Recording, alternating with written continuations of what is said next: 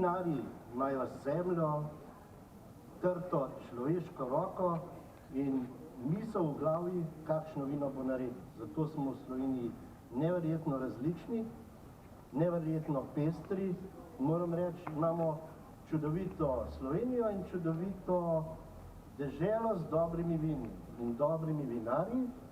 Na podlagi tega in v pomoč vinarjem so nam pripomogli tudi veliko kulinaričnih dogodkov, vrhunskih.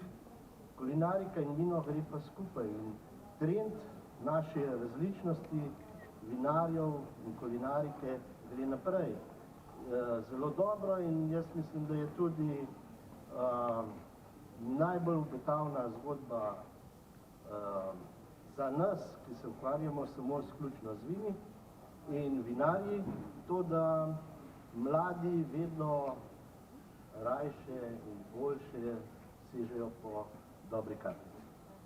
Koželj, hiša dobrih vin, to je družinsko podjetje, a ne? Koliko vas zdaj dela v tem podjetju? Kdo je najbolj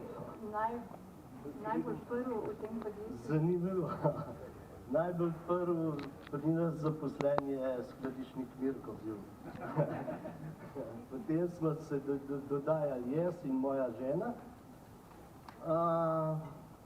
Leta pozne 90. prve leta 2000 smo začeli z vinsko zgodbo.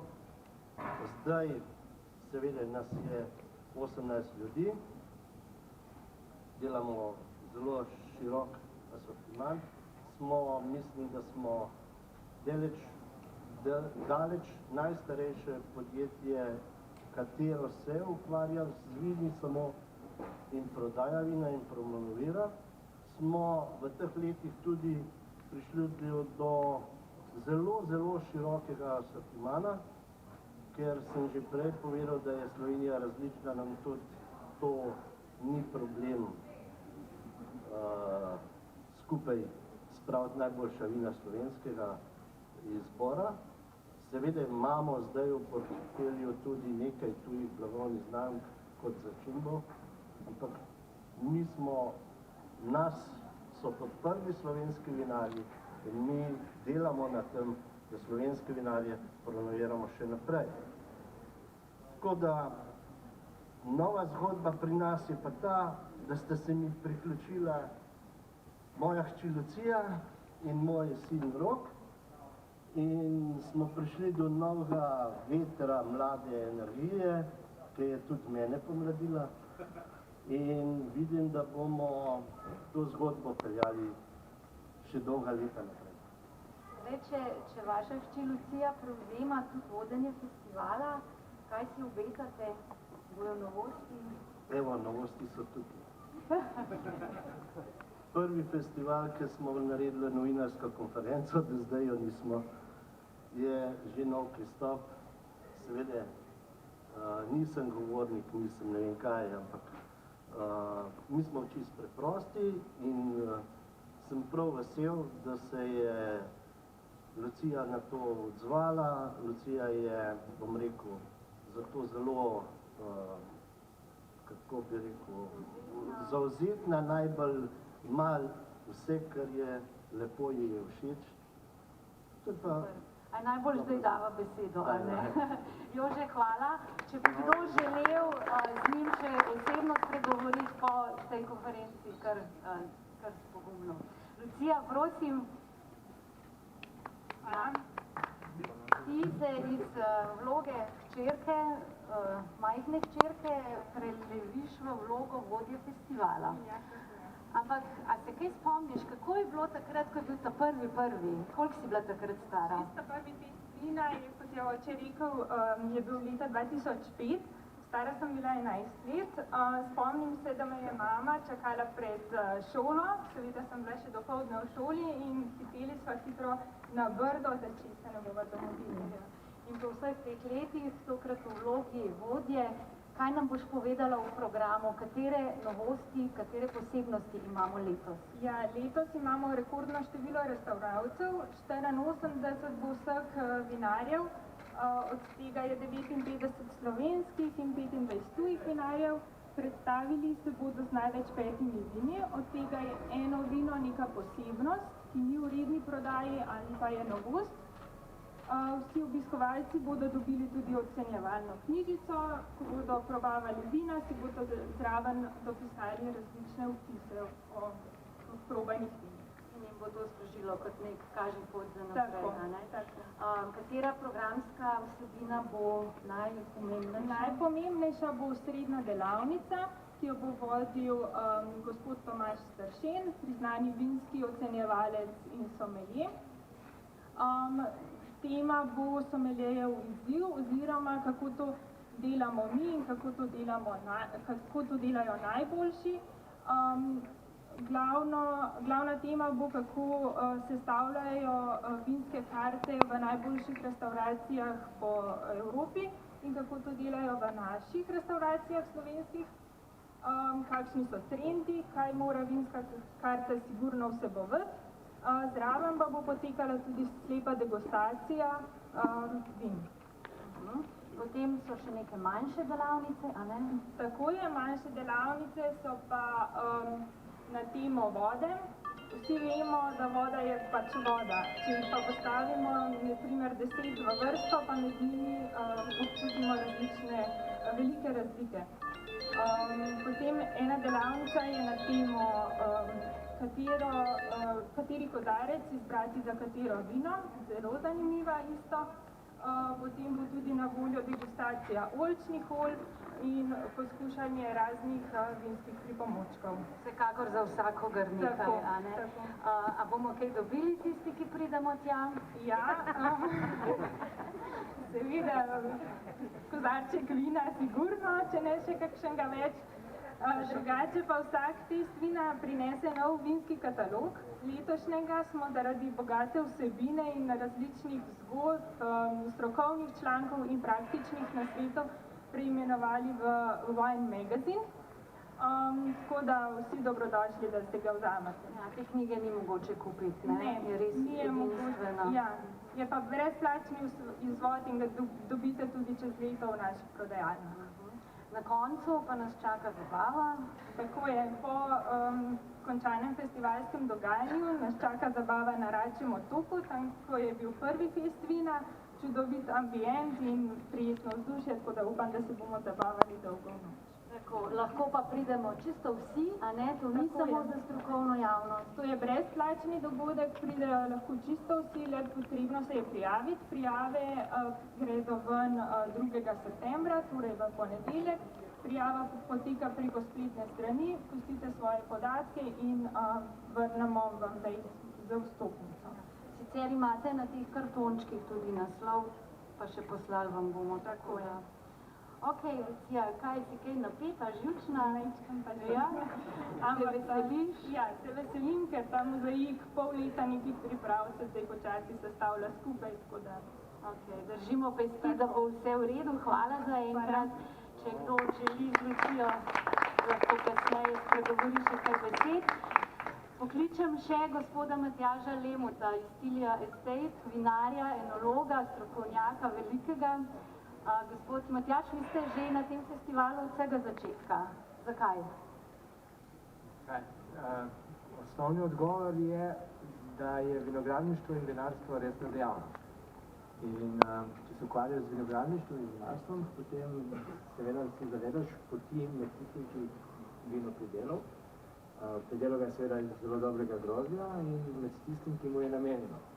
Vmes se mora pojaviti nekdo, ki to pomaga približati. In če je to resna dejavnost, zdaj prideš do vinskega trgovca.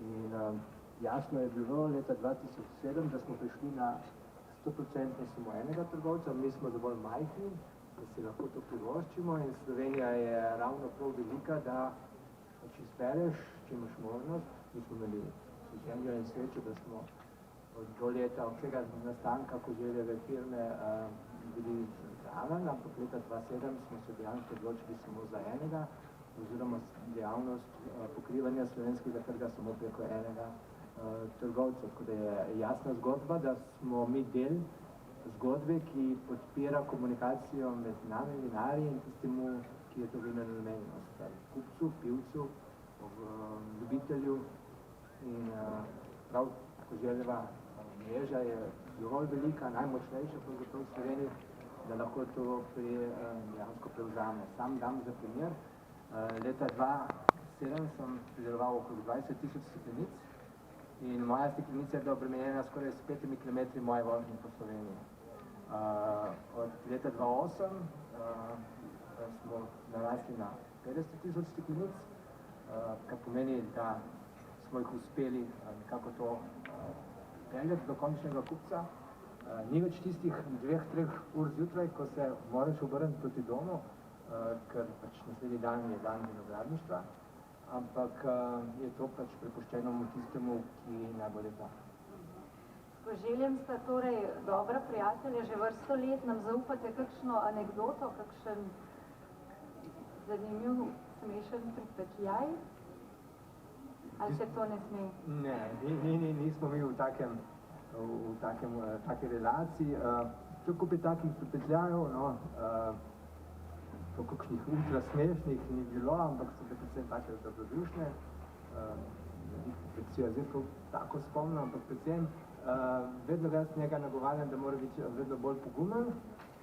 Tako da moja želja je, da stopi čez slovenske meje, tako s slovenskimi vini, naj postane pravi slovenski trgovec, ki operira z najboljšimi slovenskimi vini in ima možnost, predvsem z slovenskimi rdečinami, da to naredi.